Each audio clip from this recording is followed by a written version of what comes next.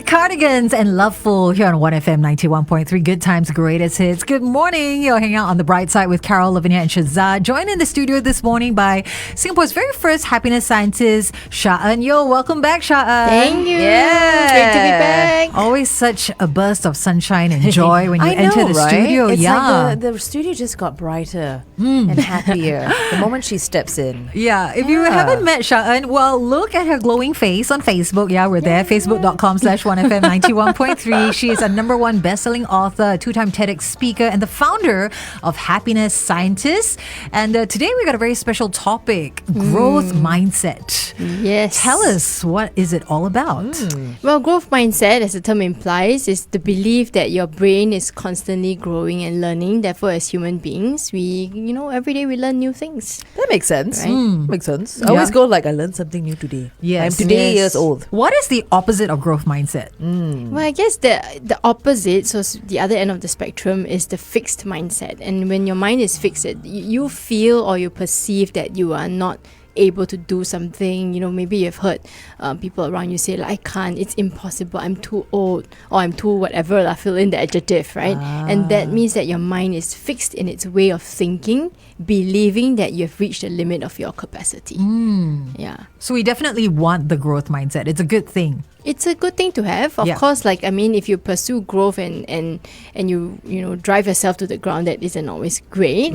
Yeah, but at the same time, I think it is better to not remain stagnant, because human beings have an innate desire for growth anyway. Right? And when we feel stagnant, you always feel like, then what do I do next? Yeah. What do I do next? You always feel very uncomfortable. Actually, on the flip side, I find that we as human beings, we're always stuck in comfort zones. I'm always in my comfort zone. So I'm actually trying to push myself, get out of my comfort zone. Do you find that? Yes, and that's also because human beings are pleasure seeking, right? So comfort is shiok ma.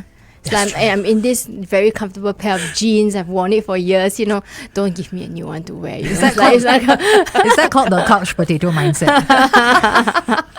Yes. Oh, throw some chips on that. All right. Next question is, why is it important to adopt a growth mindset, and what happens if we don't? Yeah, well, when you have the growth mindset, then it makes it easier for you to make progress. And then, for example, you have a goal that you're trying to hit, right? But if you have a fixed mindset such as, I don't think this is possible for me, or I can't do it, this is too hard. And then you will find that, yes, you will make some progress, but it all feels almost much more difficult. Yeah, so in terms of goal setting, in terms of achieving stuff in your life, in terms of just learning new things, even making new friends, expanding your horizons and possibilities, when you have a growth mindset, you're basically saying, hey, why not? Let's try this. And maybe there's something that I could learn from that. I like that. It's something you can apply to so many different areas in your life. What does growth mindset look for the average person at work? What does it look like? Well, it's like, okay, let's say you make a mistake, and we all do, right? If you have a fixed mindset, you'd be like, yeah lah, it's because I just cannot make it. There's something wrong with my abilities. For example, maybe you're doing a talk and then you say too many ahs, oohs, or you forget mid-sentence. And then after the talk, you're like, oh, it's because I just cannot be a good speaker. But a growth mindset will say, well, I may have failed that one time, or I may not have shown up that well, but I will try again. And if I put in effort into the right places, I could become better. Ooh. So that obviously is more optimistic. It gives you more fuel, and you are willing to go for it again. Yeah. Yeah.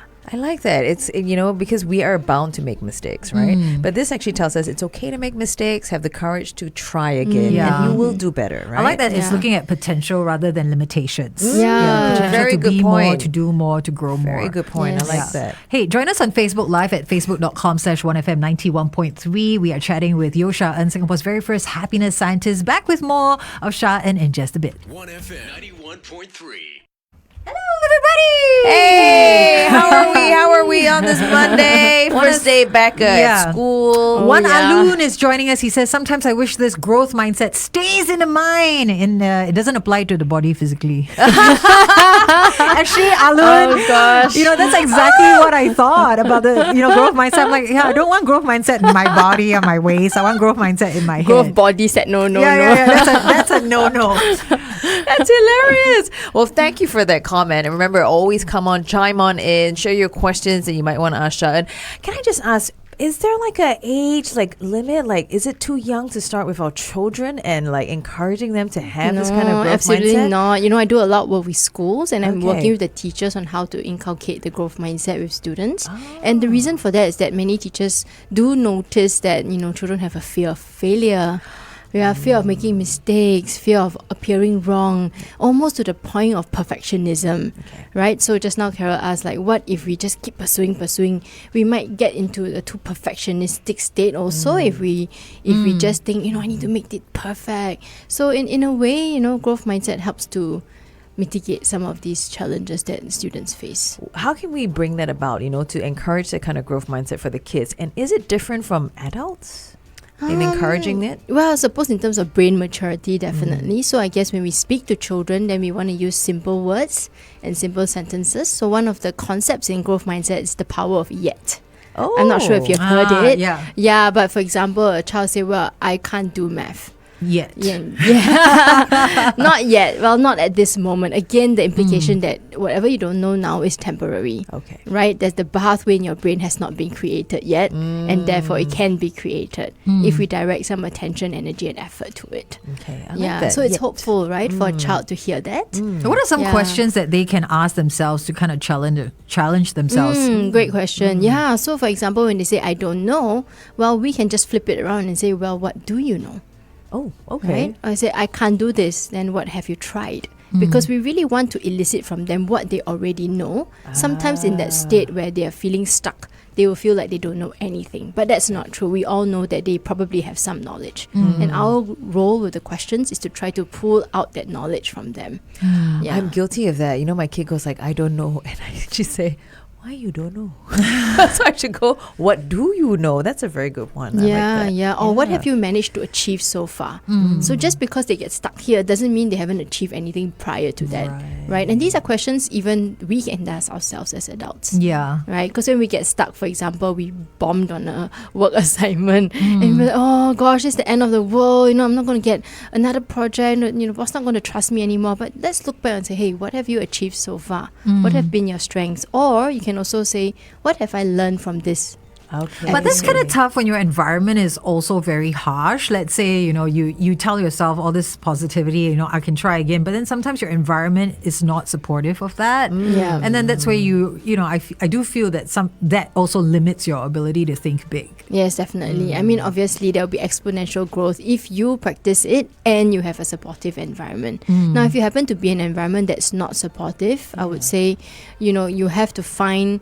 You can't be in a perfect environment. So how about finding the areas where there's a little bit of leverage and influence? There will be some people who are a little bit more open to some of the things that you do. And of course, if you're making a mistake, reflect on it and take different action next time. It's not like you can make the same mistake over and over again. I think even a very forgiving workplace will say, you okay or not? Right? So I guess it's about finding those pockets, right? And pushing in the right areas. I think for children as well, when they're in school, I think about how success, they always see as success as you either can do it or you can't do it. Yeah, the it's kids very that can do it, black they or get white. praised, and then, or they're disciplined for being naughty or not being good in their work. And then they don't see that success can sometimes come in stages, and so I think that thought process also then starts to seep in, but because that person got it right the first time and Yes. I'm not getting it right, there's something wrong with me. That can be quite harsh for a kid. I think they don't see the several stages that it takes to be good or successful at something. Yeah. Or even like unhelpful comparison, right? For example, maybe parents compare between their kids or teachers compare them to normative standards. Like, by now you should be here already. Yeah. So the child starts to feel pressure, but I'm not there yet. Yeah, but it's okay not to be there yet because we all know that there are people who achieve success at different stages of their life, right? There are people who in their 60s go for the PhD and get the PhD at 65. That's Yeah. And then there are some who graduate fresh from university and get their PhD by 23. So, I mean... if Different we- strokes for different folks. Yeah. And that's okay. Yeah, exactly. that's true. And if you're comparing, I always say compare only to yourself, your version 1.0 of yourself and where you've come from, because that way you can see that you have indeed made progress. Nice. Right. Okay, we're going to jump back on air and talk about some of these aspects again, some Yes, of of these course. elements. I Yeah. think for the challenges. and like how we apply it to our personal lives and for kids as well. Hang tight.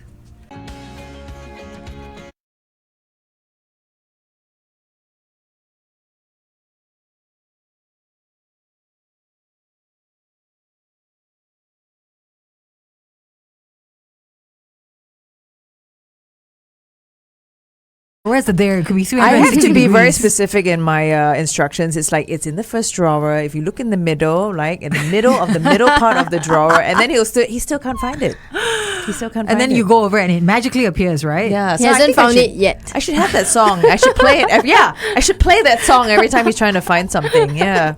We are back in the studio here on the Brightside on this Monday morning, starting it off on a really great foot because we've got Yeo Sha-En here with us talking about growth mindset. This is such a great topic because on our Facebook Live, we talked about how we can help our children really start having this growth mindset. So it's all about yet. Always tell yourself, I can't do maths yet. And also the other thing you pointed out is about embracing what you do know instead of what you don't know. So I really asking like good that. questions to unlock the mindset. Could you just summarize it really quickly for those on air about how they can encourage their children, no matter what age, to start having this growth mindset? Yeah, so for example, if they say, I can't do it, don't just say you always cannot lah. Then you're not actually supporting them, but instead we can say, well, what can you do? Because we can flip it around because their attention is now focused on everything that they can't do, just like us sometimes, right? We get into that downward spiral, but maybe what we can do is shift the question, what can you do? Help them to put attention on the things that they're good at, things that they have done well, things they have achieved so far. Oh yeah, you pointed it out on our Facebook Live that it's celebrating what you have already done because it's not like you haven't done everything. You may not finish it, but you have done some things, and to Yes. focus on that and go from there, right? Yes, that's so right. what are some of, how can we use the growth mindset in the face of challenges, criticism, change? Yeah, when someone comes up to us and say like, you didn't do this well, I think of course we must acknowledge that growth mindset doesn't mean that there's no emotions. We can acknowledge that it's hard for us. Like if we didn't do our best, we first acknowledge the emotion. I think sometimes we run from it because we say, so hard. Yeah, this person, and then we go into blaming mode. This person didn't help me. This person only know how to say bad things. But that blocks you from actually growing. So first we acknowledge the emotion, and then maybe we can spend some time to reflect on it and say, is what the person is saying is valid? Not all criticism is valid, right? Yeah, I can say, could I have done better here? And if you really could, then that's also something we have to be honest with ourselves because growth is painful and uncomfortable, obviously. Yeah. But if we are able to see that, hey, there is something that I could have done better, then we admit it to ourselves. And if you want to, you can always go to the person. We don't have to do that, but really it's for our own growth that we acknowledge that as well. And then take tiny actions. It doesn't always have to be those big leaps, but perhaps it's like, hey, what can I do differently tomorrow that could be better than today? I like that. Simple beginnings. It doesn't always have to Yeah. be big dramatic changes. I think when we're down, we tend to knock ourselves a lot. And it's Yes. like, I can never do it. You're just kind of stuck in that negative downward spiral of negative thoughts, pessimism, etc. And when you learn one thing, you can always apply it going forward. So that's why learning is continuous. Our brain is constantly growing, right? And of course, you may not do it tomorrow, but it could come up with another opportunity where you learn that particular lesson. Yeah. Yeah. Okay. Very useful tips indeed. Hey, if you missed the entire chat this morning on growth mindset and how to apply it, join us on Facebook. Okay, facebook.com/1FM91.3. You can go relook or rewatch the video. Sha-En, what is something we talked about? Using the growth mindset on our kids and our professional. What about our personal lives? What is something quite specific that we can apply the growth mindset to? Yeah, I think as long as you have a goal for yourself, for example, maybe you want to read more. Or maybe you want to take up a new language. Like my daughter's really into languages. Yeah, so having a growth mindset could be, instead of saying, I don't want to learn that language because it's not useful. Yeah. Right? Because, yes. I mean, I think we've sometimes been we're very there. practical, right? It could be, I want to learn something new because it's just about the pure learning and enjoyment of it. Yeah. As opposed to it needs to only achieve a goal. Yeah, but it could be I want to learn this because maybe I want to learn about the culture of this country or this whole, so that's why she learns something like Korean, right? We just came back from Korea and she started off by just learning the language, and from there she learned, there's like certain words you use for seniors, like in a respectful term, and then there's the very casual. And so when we were in Korea, we were able to kind of like navigate that a lot more smoothly because she had nice. learned it. Yeah, so in our personal life, it's about growing, it's about learning, it's about just the enjoyment of it. You know, at work sometimes it's like I need to hit my KPI, therefore I need to go for this course, then I go and learn. And sometimes the attitude going in is like, why me? You know, why do I have to learn Yes. this? But in your personal life, I think it can be more intrinsic. Yes. Yeah, learning can have its own value. You hit the nail on the head. I think that's something a lot of people don't enjoy at work. I have to go for a course. Yeah, It's like, not you- again, right? Yeah, there's a course you didn't pay. It's something your bosses want you to attend, and you're like sitting there trying hard not to fall asleep. But yeah, a growth mindset could be applied in that area to challenge you to learn something new as well, right? Yes, exactly. Yeah. And I really like how you pointed out is about, you know, you can start small. It's okay if other people feel like, oh, why are you learning this? Like, so frivolous. As long as you're interested, that's a Yeah. good place to start. I take Korean lessons every day. Oh, really? Yes, 1 hour of my K-drama. I knew you were going to say that. All right, Sha-En, thank you so much for joining us this morning. Where can people find you? Okay, on my website, happiness-scientist.com, and also on Instagram and LinkedIn. You can find me there, Happiness Scientist, as well. All right, we will chat to you again next week. Thank you, Sha-En. Absolutely. Thank you. Thanks, everybody on Facebook. Hey! Especially Alun, who made us smile this morning. Yes, Candida says, do or do not, there is no try. Oh, wow. Oh, yeah. Hey. It's the fierce growth mindset. Wow, this one. But All the way. all are important, right? At least do it, right? Yeah. Even if you're trying is also important, I think. Okay, Yeah, so yeah. CJ Smith says, just do the things that scare you, like how I asked my son to pick up a cockroach to get over his fear. Is that growth mindset? Well, yeah, I mean, I wouldn't do that with a cockroach, but with yeah, a side I of mean, PTSD.